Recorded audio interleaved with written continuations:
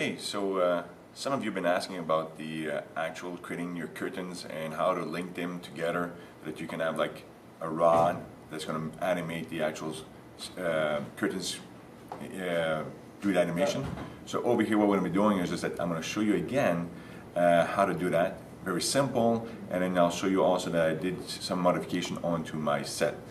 So if we look onto the screen, as you can see my actual wall, I increased it way taller, and let's see, like in my actual door I made it like 212 by 96 and then 19, so which will be way better or for in my animation. So over here what we're going to be doing is just that I'm going to show you how to create the curtains really quickly. So first of all I'm going to freeze this. Well, actually I'm not going to freeze it, I'm going to use my layers, and I'm going to go see the backstage. I'm going to say, well, I want to hide this, not hide, but I was going to freeze it, okay? And after that I'm going to go in here and start to create my curtains. So I use a plane, and very simply I'm just going to go to the front view and just click onto the top and just drag it out to the side of the actual stage, all the way to the bottom, close to the bottom, okay? Doesn't need to be touching. And then when I'm set up with that, I'm going to right click just to get out of the creation mode. Then what I'm going to be doing is just that, okay, the width has to be 300 because I did increase my width to be 600. The length is 267. That's pretty good for me for now, okay? In here, what I'm going to be doing is just that you can see the details. And as I mentioned, like before, it says the width, I will make it to 20, so press enter. And then when you're done that, you can actually just right click on it and just convert that to enable poly.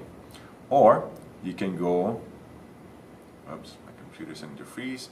I will go over here and just say, well, use the modifier panel and go to edit poly. When I got the edit poly, when I say activate the subcategory, these are the subcategory guys. And then this is where I say to you, like if you get a yellow, don't leave until you take out the yellow.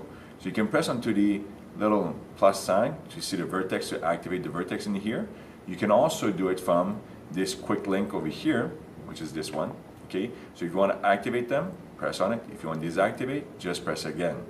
Or you can press on number 1 onto your keyboard and it will activate them.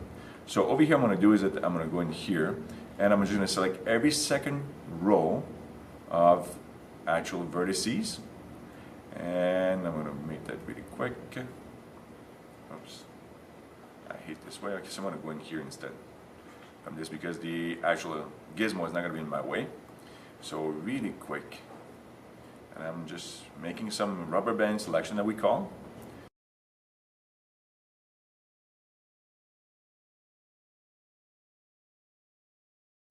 Okay, so now I got all of these selected. What I'm going to do is I'm going to push them backwards, because usually the middle part of the curtains, when it's going to be opening, it should be facing or going towards the actual backstage. So now that I got this done, as you recall, I'm going to get it out. And remember when I said to the classroom, be careful when you use the subnerb, okay? So if you go to the bottom, let me see just a minute.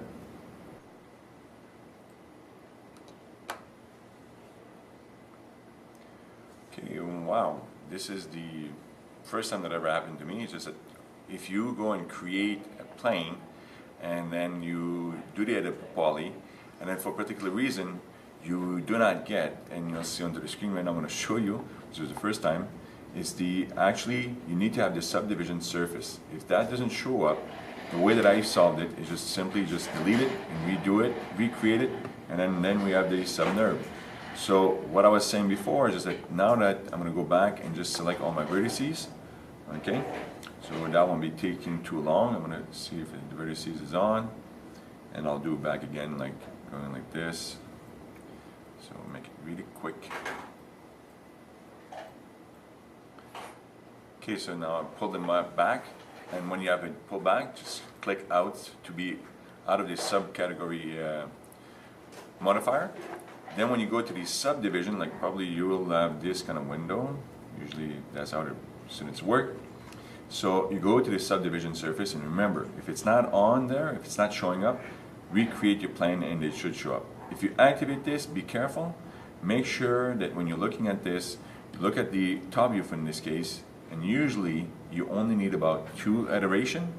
Do not increase this past 3. If you need more than that, there's something wrong. So please don't pass that iteration.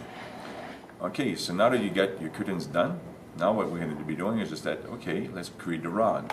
So really quickly, I'm going to go to the left view, and I'm going to zoom into that one, make it bigger. You can actually see it, create an actual, in this case, you can create a box or a cylinder. I'm going to create a cylinder, and just put it like around this height over here, and just click. And it doesn't matter the size, as long as it's going to be the width of the actual stage. Okay, same size as your curtain. So you go in here, I'm going to go to the modifier panel. I know for a fact that this has to be 300, press enter, and then I got it. So now that I got my rod, and as I mentioned before, some of you were asking about creating the actual link to the other. Okay, so what you do is that will be the parent we call, and this will be the child. So I'm going to select the curtains in this case, go up here, which is the select and link, click onto that.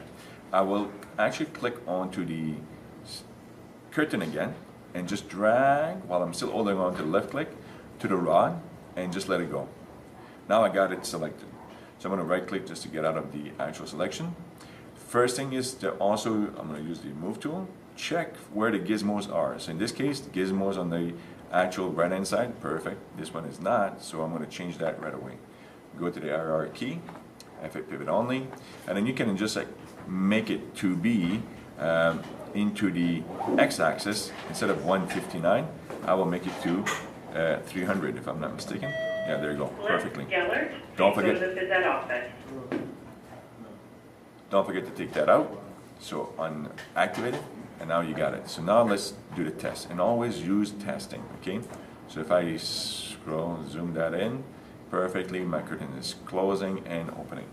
So this is how you create your link, and this is how you create the curtains, the rod, and use the rod to do the animation.